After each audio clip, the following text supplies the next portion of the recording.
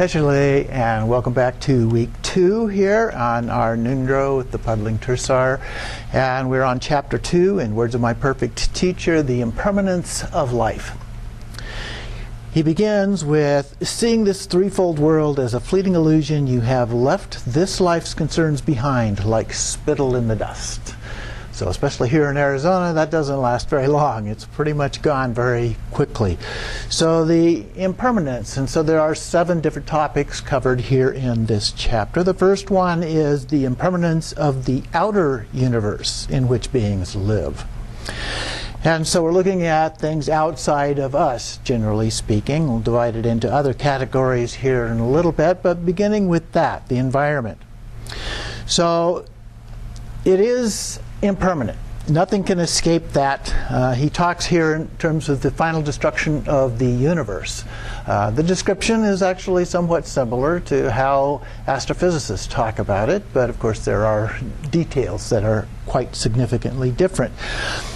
But in this, he talks about the different aspects of how the universe, after having been first born, it lives for a period of time, and then it collapses, and then there's a period of emptiness with nothing, and then a new one will begin as a part of that, not unlike the story that we have in modern science.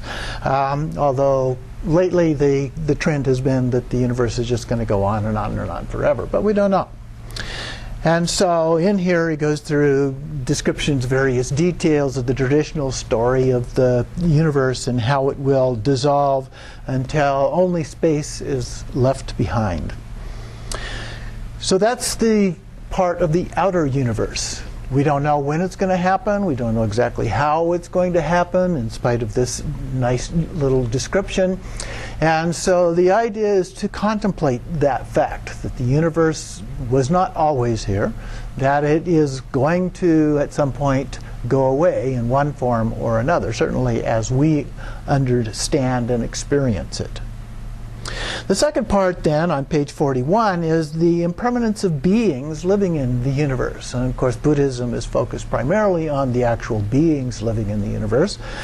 And so here he says, from the highest heavens to the deepest of the depths of hell. And he says, in spite of all this, from the letter of the Consolation,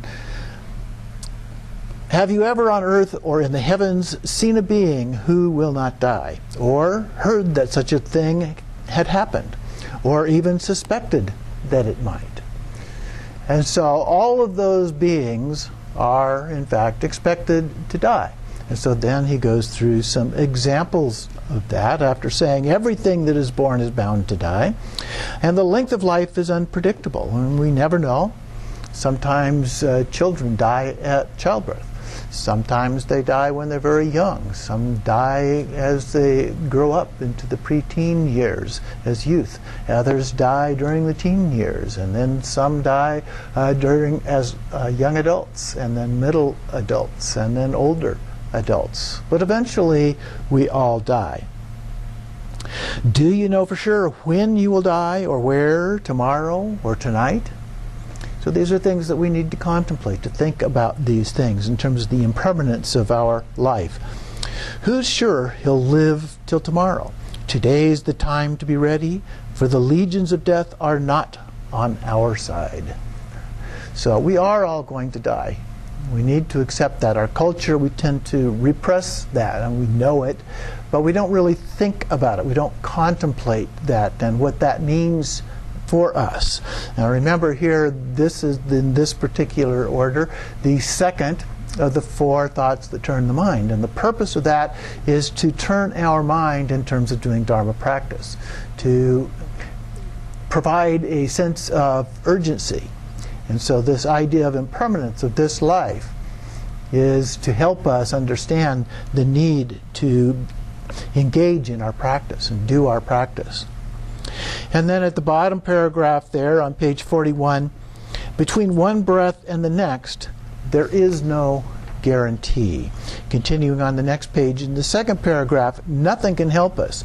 No soldier's army, no ruler's decrees, no rich man's wealth, no scholar's brilliance, no beauty's charms, no athlete's fleetness. None of these are of any use. Now, of course, we have modern medicine, and we do have some things that can be helpful to us, but eventually we are all going to die. Doesn't matter how much wealth we have, doesn't matter how many friends we have, or if we are totally destitute and all alone. In all of those cases, we are going to die. So he gives us some instructions for contemplation at the bottom of this section, middle of the page there. So reflect sincerely and meditate on how important it is from this very moment onwards never to slip into laziness and procrastination, but to practice the true dharma, the only thing that you can be sure will help at the moment of death. And of course, the teachings say that when we do our practices, we prepare for our death. Ideally, of course, we achieve enlightenment in this lifetime. But if that doesn't work, then we prepare for death and the bardo experience after that. Dzogchen Penlop Rinpoche talks about Plan A and Plan B. Plan A is to attain enlightenment in this lifetime, and Plan B is to prepare for the bardo experience. And of course, in between those, there's the process of actually dying, during which we do the practice of transference, or POA. And so these are the practices that we can do, and every practice is designed to help us in both of those opportunities, those experiences. So now we're going to pause the video and contemplate both of the two that we just talked about. First, the impermanence of the outer universe, and then also the impermanence of beings, generally speaking. Now, having contemplated those, we move on to the next one, which is the impermanence of holy beings. So now we're subdividing the category in terms of beings from just generic all beings to specific group of beings. And he gives some names here and talks about these, and then says, nowadays, all we have is Buddha Shakyamuni's teaching. He has passed into nirvana, as have other Buddhas. So we don't have those Buddhas here with us today. Now some may consider that certain beings that are alive today are living Buddhas, which of course may be true. But the Shakyamuni Buddha and the historic Buddhas are no longer here. And they too have passed into nirvana. And so even they, the holy beings, were unable to go beyond this life in a material sense, although they may come back in another way. And so he then also talks about other groups of holy beings, the great Shravakas, the Arhats, the 80 Siddhas, and many others who mastered all the attributes of the paths and levels and possessed unlimited clairvoyance and miraculous powers. But all that remains of them today are the stories about how they lived. And so they too did not survive this life. And in Tibet, it talks about the second Buddha, Vajrayana, who is Padmasambhava, or Guru Rinpoche, and his 25 disciples, and the 80 Siddhas of Yerpa, who were like the Mahasiddhas of India, but in Tibet. And the tradition of the masters of So, Zur, and Nub clans, and the Marpa and Milarepa and Drakpo, and then the innumerable other learned and accomplished beings. Most achieved very high levels of accomplishment, and yet they too are gone. All of them are gone.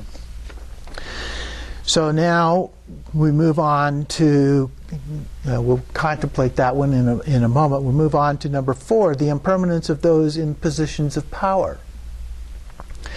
There are magnificent and glorious gods and rishis, but even they cannot escape death. Those who rule over beings like Brahma, Indra, Vishnu, Ishvara, and other great gods living for a whole kalpa are not beyond the reach of death.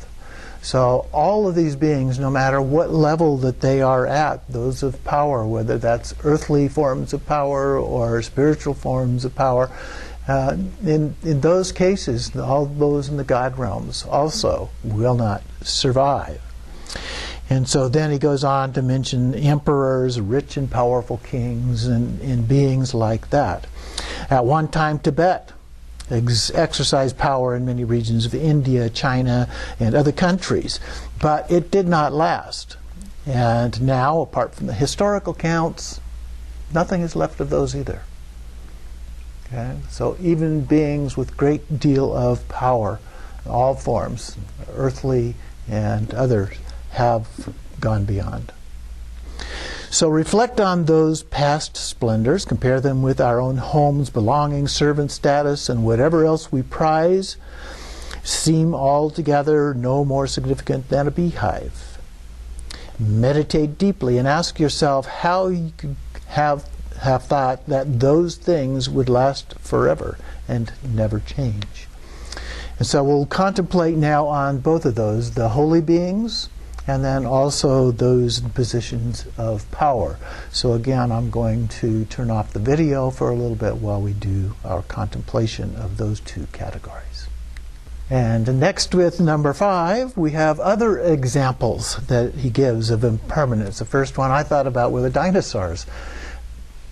Looking at all the dinosaurs, the evidence that we have from archaeology and so forth of them having lived, but there are none today. Oh, there are some who may have survived from those in the form of birds.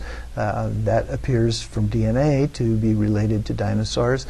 And perhaps some other beings that are in the form of reptiles that at least look somewhat like dinosaurs. But the dinosaurs themselves are all gone. So here in these other examples, he gives a number of these. The cycle of growth and decline, which we see all the time. Having been a business professor, I think about the economy. The economy grows and then it declines, and it comes back and grows and declines, and there's all kinds of little wobbles along the way. And so that happens in terms of development within communities. That happens in terms of organizations. They gain in strength, and then they may have periods of decline and come back. Some dissolve and disappear altogether. He also talks of plague, war, and famine. And so we see that. In fact, right now, one of the issues on this planet is global warming, the climate change, and the anticipation that that could also create all kinds of famine around the world.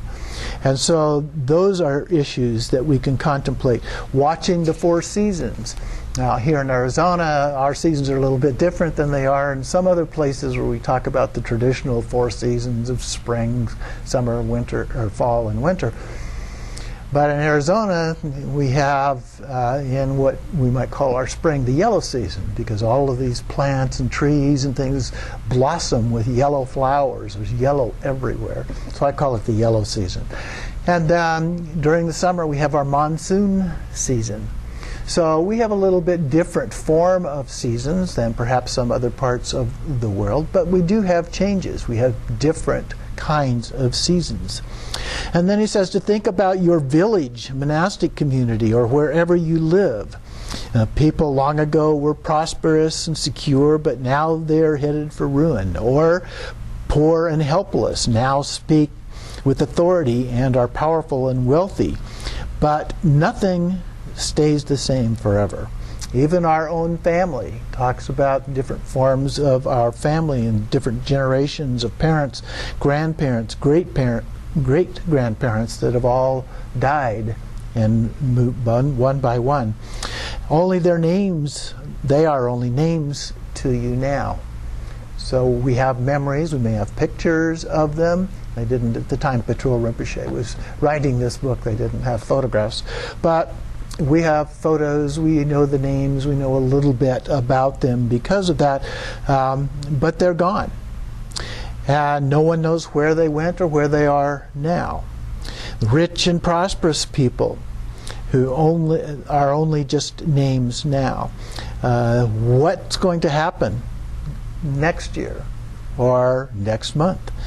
Domestic animals have died. And perhaps you've had pets, for example, dogs or cats or horses or other animals that have passed on. So those are things to contemplate. Of all the people who were alive more than 100 years ago, not a single one has escaped death. Not one of them will be left. So, general idea. There is absolutely nothing in the universe, animate or inanimate, that has any stability or permanence.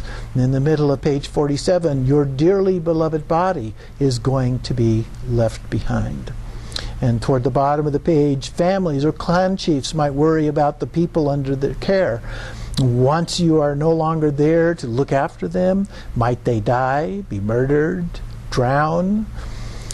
After your death, they will feel relief at having managed to get rid of your corpse. So, yeah, some bosses are like that. So we'll be glad to get rid of them. Others, of course, are dearly beloved, and it's very sad when they pass on. But either case, they do. Either the ones we like, the ones that we dislike. When you die, your only refuge will be the dharma. So we need to use that to prepare for that experience, as I mentioned before. Make the effort to accomplish at least one practice of genuine dharma. So that will help us with at the time of death, is to have that, at least that one practice. Now, many of us who have practiced for many years have a lot of different practices, but all of those practices, whichever one is particularly favorite to you, is the one that is said to be the most helpful to you at the time of death. Whatever is stored up is bound to run out. It is impossible to hang on to your wealth and possession forever. Never forget that generosity is the most important capital to build up. And so, as a practice, we're talking about the capital of merit here. And so the merit that we earn from our own generosity is a very important part of the practice, the first of the 6 paramitas, 6 perfections.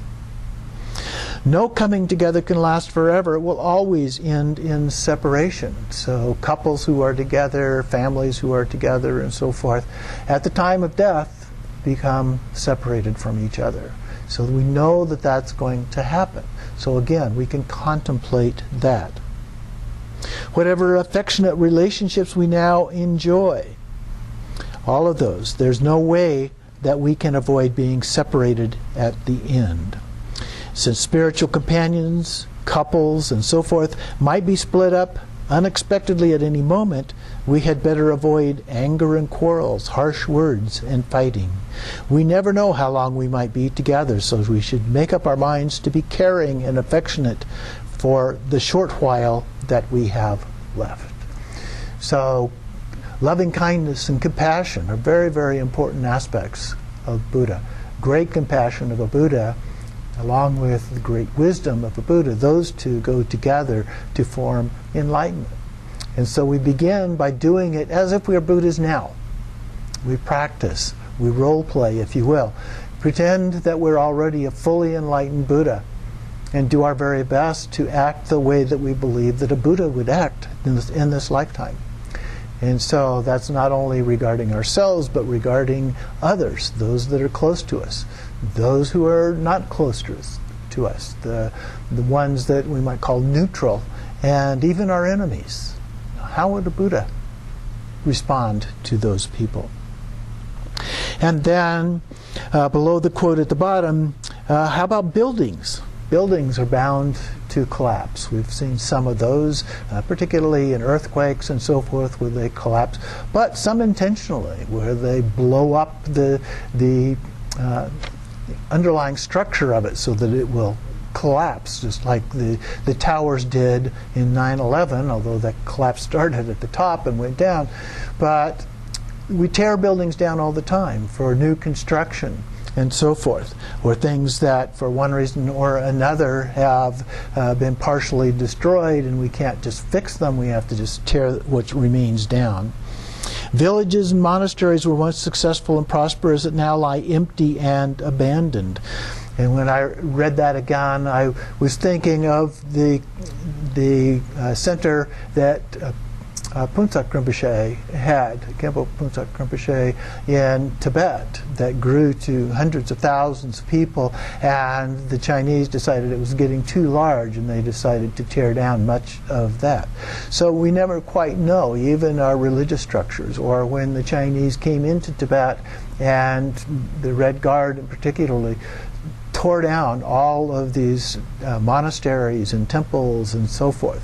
Now, not all of them, but almost all of them. thousands were torn down. So we never know how long they are going to last. And then Patul Rinpoche here goes through a list of another things with some explanation for each one, but I'll just touch on the list here. High estate and mighty armies never last.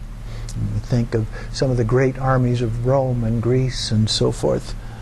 Friendship and enmity, too, are far from everlasting. So the friends that we have disappear, or they die, they move away, so they no longer last. Even within one lifetime, it often happens that sworn enemies are later reconciled as friends. So even the ones that we dislike may become friends at some time. In the next paragraph, good fortune and deprivation never last forever. So it doesn't matter which end of the economic scale that we may be on, those do not last either. Fortune and sorrow are so unpredictable. We just don't know whether the circumstances under which we are living will remain. They seem to change all the time. And then at the bottom of the page 51 there, excellence and mediocrity are also impermanent.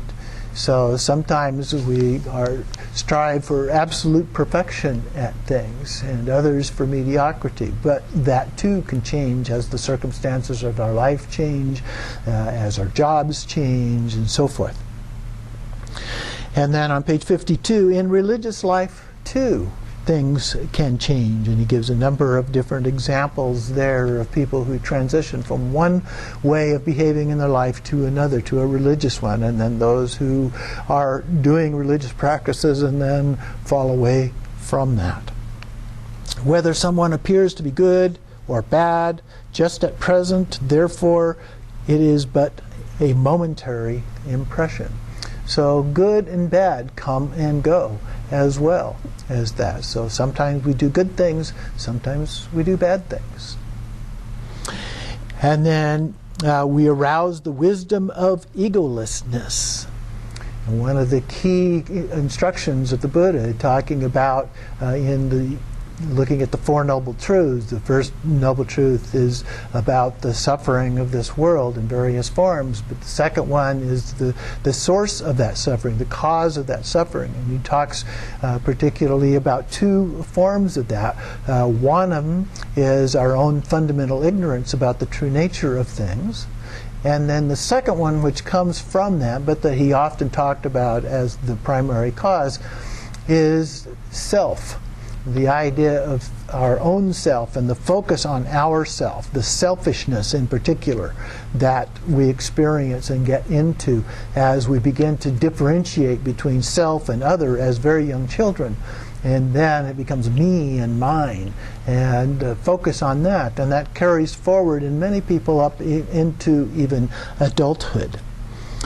And so on the top of page 53, below the quote, though, he says, there is no knowing where all the constantly changing thoughts that crop up will lead. And then skipping into the next paragraph, second line there, you might have a superficial feeling for the Dharma, but what a short time any one person's sentiments last. Free yourself with the Dharma while you can, and resolve to practice as long as you live. So again, that's part of the purpose of the four thoughts that turn the mind, is to, out of understanding this impermanence, to make that strong commitment to that. And then finally, if you reflect on the numerous examples given here, you will have no doubt that nothing, from the highest states of existence down to the lowest hells, has even a scrap of permanence or stability. Everything is subject to change. And on the surface, I think that we all know that in our current culture and society, and the fact that everything changes. In fact, we have a saying, the only thing permanent is actually change itself. And so we look at that and we understand that. But here we're taught to contemplate that in more depth so that it becomes more a part of our everyday consciousness. Then the next category here, number 6, the uncertainty of the circumstances of death. He begins by saying, once born, every human in the world is sure to die, but how, why, when, and where cannot be predicted.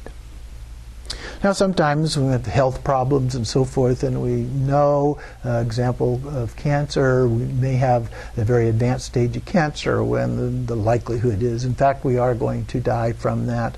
But some people live on for quite a while. We're getting much better at treatment of those kind of things. So even with that, we don't know for sure. My partner, Anne, is a therapist, and she was training, working with a group of people who were cancer patients who were in a recovery process, and they all thought that they were going to die from cancer. And during the lunch break, one of them actually collapsed and did die, but he died of a heart attack, not cancer. And that kind of shook everybody up, realizing that, wow, they might not die from cancer, they might die from something else.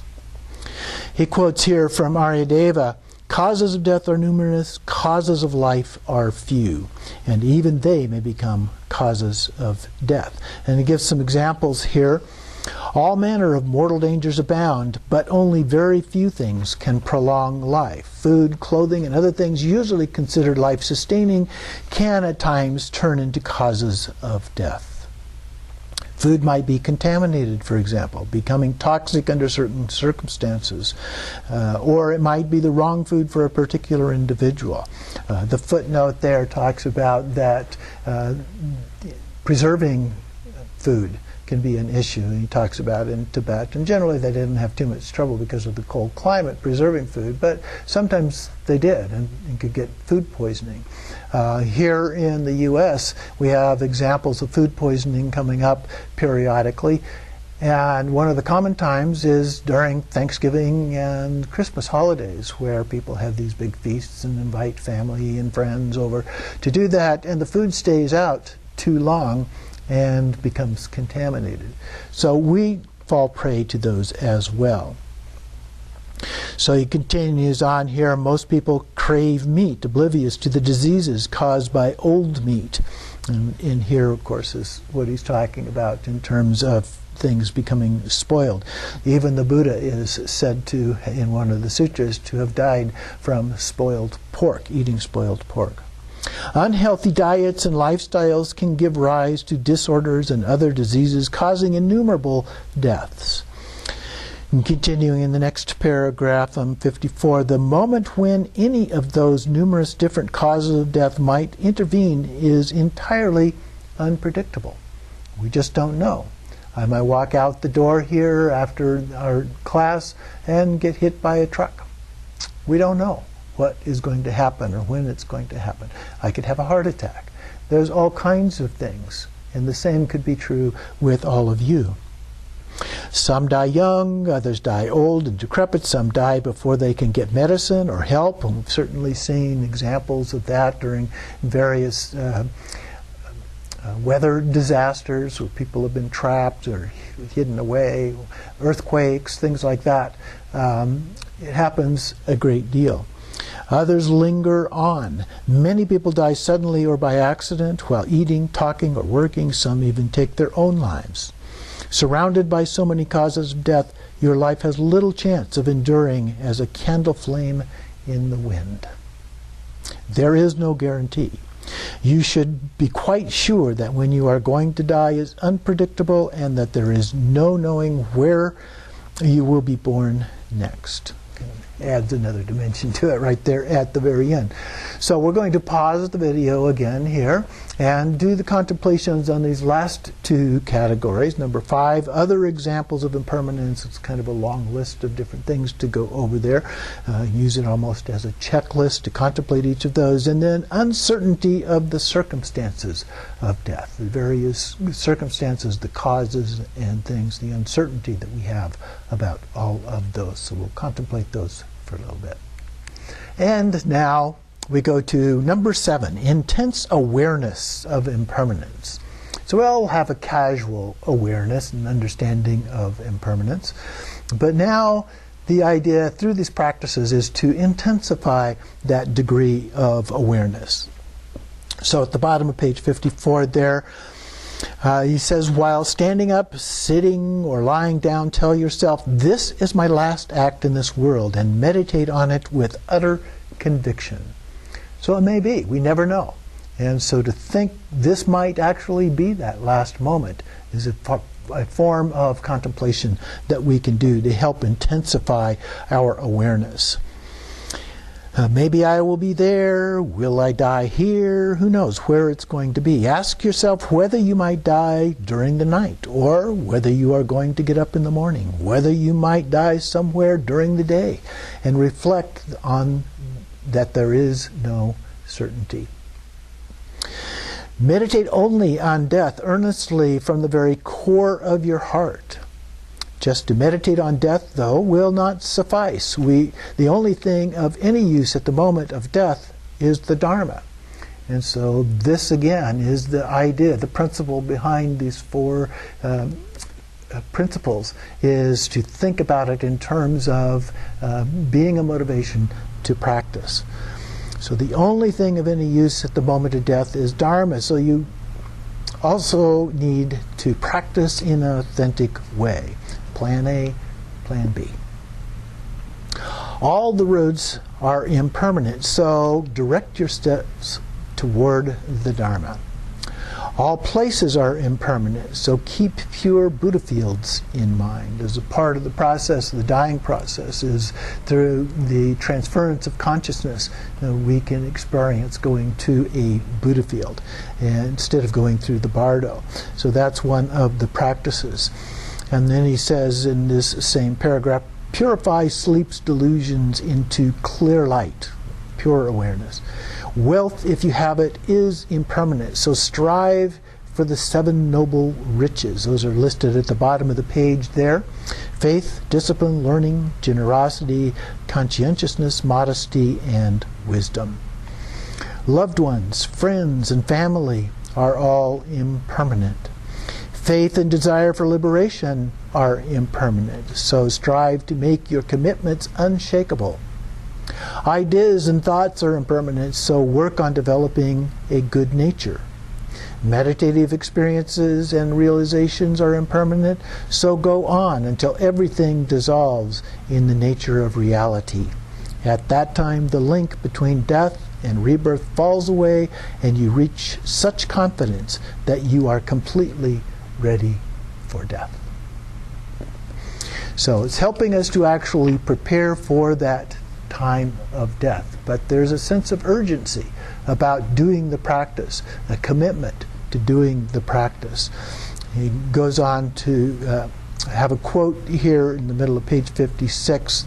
There is no time to waste. And then quotes the Buddha as well. To meditate persistently on impermanence is to make offerings to all the Buddhas.